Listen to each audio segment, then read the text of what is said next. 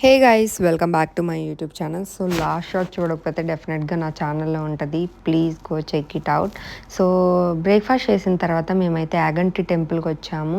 యాగంటి అంటే మనకు గుర్తొచ్చేది ఏంటి, నందీశ్వరుడు.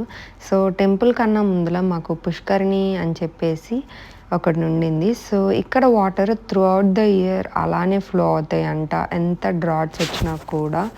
సో అది చూసుకొని నెక్స్ట్ మేము టెంపుల్ లోపలికి అయితే ఎంటర్ అయిపోయాము. సో టెంపుల్ లోపల నందీశ్వరుడు స్టోరీ మనందరికి తెలిసిందే కదా, ఆయన ప్రతి ఇయర్ థ్రెడ్ అంత సైజ్ పెరుగుతారు అని చెప్పేసి.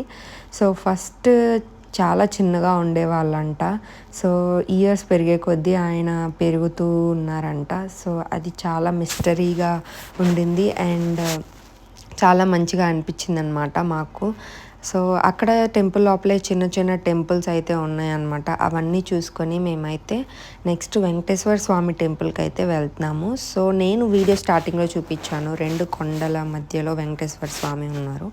సో అక్కడ నేను తెలుసుకున్న స్టోరీ ఏంటంటే, ఆయన భూమి మీద ఫస్ట్ పాదం అక్కడ మోపారంట.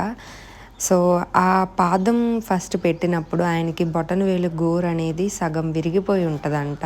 సో అది కూడా మనం ఫీల్ అవ్వచ్చు చూసి. And wait for the next vlog guys, please to subscribe and thanks for watching. Bye bye.